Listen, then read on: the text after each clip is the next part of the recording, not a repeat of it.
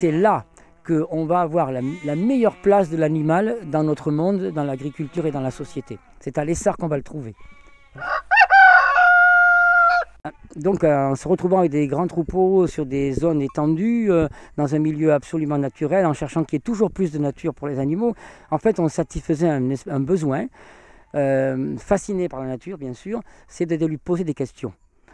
Et ça, c'est sans laboratoire, sans expérience, c'était simplement par l'observation. Voilà. Quels étaient les animaux qui allaient le mieux réussir et pourquoi? On a travaillé donc à maintenir, en plus dans les troupeaux, une variabilité génétique maximale, parce qu'on se disait, bon, la sélection, ça consiste à diminuer le nombre de gènes pour avoir des animaux de plus en plus performants, plus gros, plus rapides à profiter, tout ça. Et nous, on a fait l'expérience un petit peu contraire, on s'est dit, la nature n'a pas mis au monde des animaux pour rien. Il n'y a pas un animal qui vient sur Terre, il a son rôle à jouer. Et en fait, on a tout fait pour que, par exemple, chaque mâle qui naît puisse se reproduire pendant 1 ou 2 ans. Après, il est changé.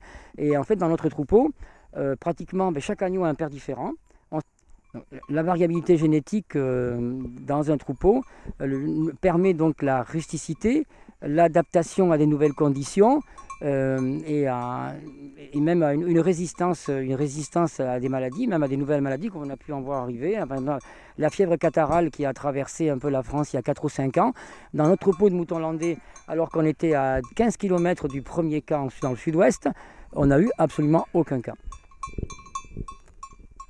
La chance que nous avons eue, c'est en disposant d'énormes espaces et puis d'un troupeau qui devenait de plus en plus grand, c'est de mettre les animaux dans des conditions de plus en plus naturelles, avec de plus en plus de liberté, on peut dire justement pour que la nature les sélectionne à sa manière.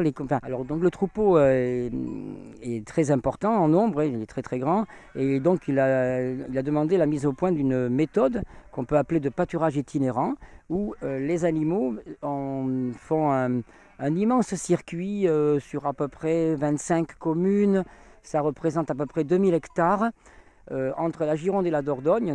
Donc ces animaux, c'est à la demande des propriétaires. On a eu par exemple ce printemps où les céréaliers ne pouvaient pas travailler leur terre très rapidement. On a fait nettoyer des grandes parcelles, parfois 35 hectares, 20 hectares de céréales, et ça a évité aux propriétaires d'utiliser du glyphosate pour pouvoir commencer le travail. Donc, alors l'intérêt justement, c'est du pâturage de ces animaux sur des parcelles pour les nettoyer, a un effet environnemental évident. C'est ce que l'on est en train d'appeler l'éco-pastoralisme. Alors dans tous les sites, dans nos différentes, on peut dire, déplacements, on rencontre parfois des propriétaires qui sont complètement médusés, on peut dire, par le système. Parce qu'ils y trouvent eux déjà beaucoup d'intérêt, leur terrain est complètement nettoyé et ils sont super contents de voir qu'il y a une production du sol qui sert à quelque chose. Ils n'ont plus à employer le gyrobroyeur, le tracteur, la pollution et tout ça. Et on a eu parfois quelques réflexions tout à fait remarquables en disant mais monsieur Massoubre, on vous embête quotidiennement, mais vous êtes pourtant d'utilité publique. Ou une autre personne qui est un viticulteur bio, qui aime bien voir pousser l'herbe, tout ça, mais après l'herbe elle gagne ses pieds de vigne, et cette année nous a carrément dit mais monsieur Massoubre, il faut vous inscrire au patrimoine mondial de l'UNESCO. Alors bon voilà, ça veut dire quand même que il y a un impact, cette méthode peut avoir un impact très important sur l'environnement, sur l'agriculture, sur les paysans, et même des fois redonner un espoir aussi à des propriétaires qui des fois ne savent plus quoi faire de leur terre. Maintenant, il y a des chasseurs qui nous demandent de débroussailler certaines zones parce qu'elles sont tellement embroussaillées que les sangliers sont au milieu, ils ne peuvent même plus les faire sortir. Et donc il y a des fois du dégât de grand gibier qui vient par l'embroussaillement, par l'abandon du pastoralisme. Une manière de satisfaire aussi que nous avons eu toujours de transmettre ce que nous connaissons. Donc la ferme a toujours été ouverte à tous les stagiaires, on peut dire en tout genre, que ce soit des stages officiels d'école, des woofers, des gens qui faisaient le choix de changer de vie.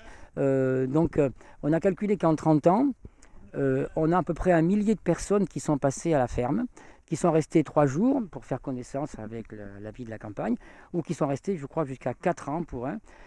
Et nous avons donc pu ainsi même former 12 bergers avec ces méthodes donc, de pâturage itinérant, de race rustique. Je pense qu'on non seulement leur a transmis une manière de bien travailler, mais un amour du métier. Mais le travail que j'ai fait, que ces 1000 personnes ont contribué à aider, a une valeur il faut trouver une solution pour que ça continue. Et j'ai besoin d'aide, j'ai besoin de gens qui comprennent les papiers, qui comprennent la complexité des réglementations, tout simplement qui aident au maintien quotidien des animaux et de leur bien-être. À toutes les... En fait, une ferme ne se résume pas en quelques tâches, hein. C'est un monde à part, une ferme. Et voilà. Et beaucoup de gens qui y sont rentrés, ils ont aimé, en fait, ils avaient l'impression qu'ils aidaient à entretenir quelque chose de vivant. En fait.